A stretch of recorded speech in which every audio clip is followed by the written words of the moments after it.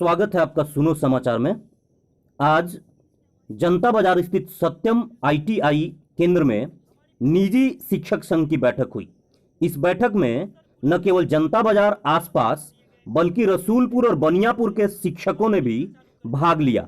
इस बैठक में निजी शिक्षण संस्थान जैसे प्राइवेट स्कूल, प्राइवेट कोचिंग चलाने वाले ये शिक्षक तर्क दे रहे हैं कि सरकारी शिक्षकों को तो वेतन मिलता है, अन्य लोगों को तो किसी न किसी तरह की सहायता दी जाती है, लेकिन प्राइवेट शिक्षण संस्थान चलाने वालों को सरकार ने किसी तरह की सहायता नहीं दी और न तो शिक्षण संस्थाएं खोलने की अनुमति दी है। अब इनके सामने भूखमरी की समस्या आती है। ये तर्क दे रहे हैं कि अगर बसों में, ऑटो में लोग जा सकते हैं तो बच्चे मास्क लगा के दूरी पे, थोड़ी दूरी पे क्यों नहीं बैठ सकते हैं। इनका तर्क बिल्कुल जायज है। इनका कहना है कि इनके सामने भूखमरी की समस्या, और तो और गार्जियन भी दबाव डाल रहे हैं कि आप लोग कोचिंग खोलिए, वो अपने बच्चों को भेजना, क्योंकि उनके पढ़ाई का भी बहुत ज्यादा नुकसान हो चुका है। तो आप इन शिक्षकों की मांगों को सुनिए, और चूंकि इनकी मांगे जो है वो सरकार से, तो जो भी इससे संबंधित पदाधिकारी सुन रहे हैं, हम उम्मीद करेंगे कि इनसे संबंधित आवाज उठाया जाए। सुनो समाचार चैनल को लाइक, शेयर, सब्सक्राइब करें और इन शिक्षकों की मांगों को सुनिए। धन्यवाद।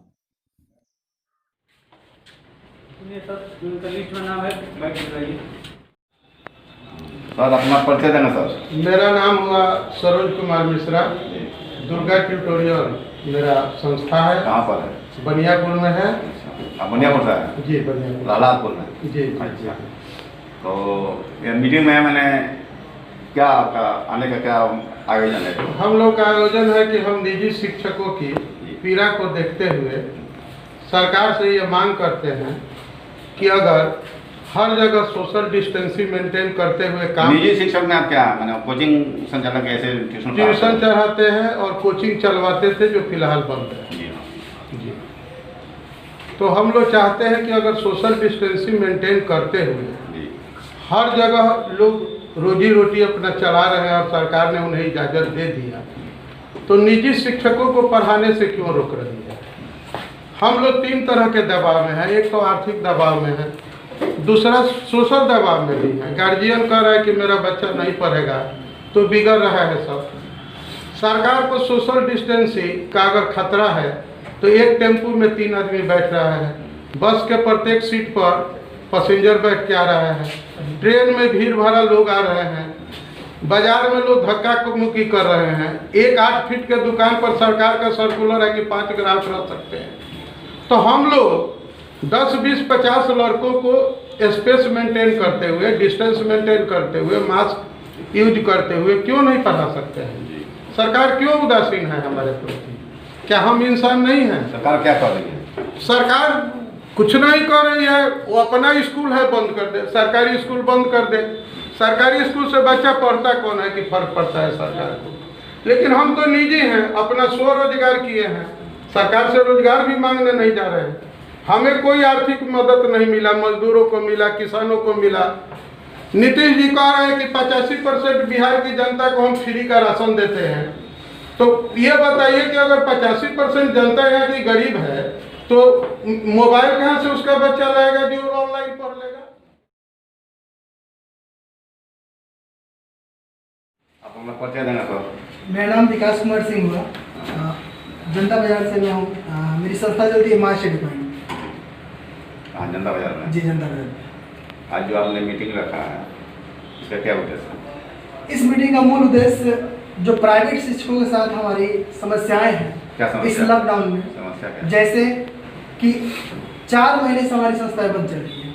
हम लोग आय का कोई साधन नहीं है, ना ही हम लोग को कोई सरकारी सुविधा या कोई भी ऐसा चीज़ है जो हम लोग को प्राप्त हो रहा है, और हम लोग हर तरह से टूट चुके हैं।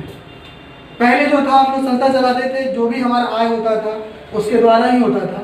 जब से सरकार ने लॉकडाउन के जैसे ही मार्च से शुरू हुआ तब से लॉकडाउन हुआ। लॉकडाउन होने के बाद सारी की सारी संस्थाएं जो है, अब देखा जाए शिक्षण संस्थाओं को छोड़ के तो लगभग खुल चुकी है। केवल शिक्षण संस्थाओं को ही बंद रखा गया है। तो हम ये पूछना चाहते हैं कि क्या लॉकडाउन केवल शिक्षण संस्थाओं में ही है? एक सबसे बड़ी बात यह है कि कोई भी शिक्षक अगर किसी नियम से चलना है, तो अगर किसी बच्चे को नियम से चला सकता है वो तो शिक्षक हुआ। आज देखिए तो सारे बच्चे मार्केट में घूम रहे हैं, इधर उधर घूम रहे हैं, बेकार घूम रहे हैं, उनको कोई। और मेरा घर हुआ रसूलपुर। मैं रसूलपुर में मैं रवि एकेडमी के नाम से संस्था चलाता हूँ। 3 चीज़ें हम लोग मानते हैं। फर्स्ट चीज़ है, जैसे कि सर ने सब कुछ स्पष्ट कर दिया। रसूलपुर कहाँ? Rasulpur main road, Chhapra Siwan main road पे मेरी संस्था है रवि एकेडमी के नाम से, बिल्कुल महेंद्रनाथ हॉल्ट के ऑपोजिट में। 2 चीज़ें जो कि सर ने 3 चीज़ों में एक चीज़ स्पष्ट कर दिया कि निजी शिक्षक संघ पूरे बिहार में अगर हमारी बात नहीं सुनी जाती है तो हम आंदोलन के लिए मजबूर होंगे। आप 1500 से 30,000 कर सकते हैं एक आंदोलन के दम पे, तो उनको समझना चाहिए माननीय मुख्यमंत्री जी को कि हमारी संख्या कहीं से भी कम नहीं है। अगर हम आंदोलन के लिए उग्र हो गए तो निश्चित तौर पे समीकरण हम बदल सकते हैं। एक चीज़ और, जब रजिस्ट्रेशन की बात आती है, मेरे बंधु बैठे हुए हैं, तो आप निकाल देते हैं, बीडीओ साहब को भेज देते हैं, बीओ साहब को भेज देते हैं, आप जिला पदाधिकारी को भेज देते हैं और उसके नाम से आप चालान कटवा लेते हैं। एजुकेशन के रजिस्ट्रेशन के नाम पे आप तो चालान कटवा लेते हैं। मुझे स्पष्ट किया जाए, आपके माध्यम से मैं मांग करता हूं कि उसमें शिक्षकों की संख्या भी मांगी गई थी। उन लोगों की लिस्ट जब बीओ साहब पहुंच जा रहे हैं छापा मारने कोचिंग पे, तो क्या उनके पास वो लिस्ट नहीं है जिनकी सरकार से किसी तरह की कोई मदद नहीं मिल पा रही है? उनके लिए फंड का क्या इंतजाम किया बिहार सरकार ने? टैक्स तो हमने दे रखा है ना, हमने 5,000 का 5500 का हमने टैक्स दे रखा है। और इंसान टैक्स क्यों देता है?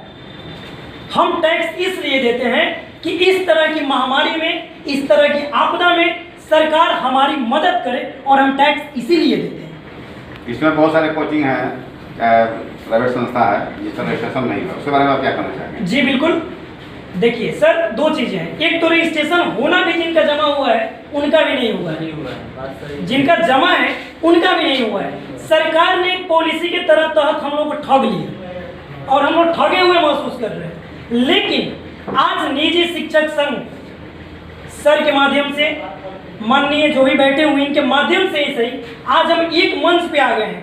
तभी मैं रसूलपुर से चल करके जनता बाजार आया हूँ, और निश्चित रूप से जो आदमी रसूलपुर से चल के जनता बाजार जा सकता है, तो जनता बाजार का आदमी भी चल करके पटना सदन तक जा सकता है।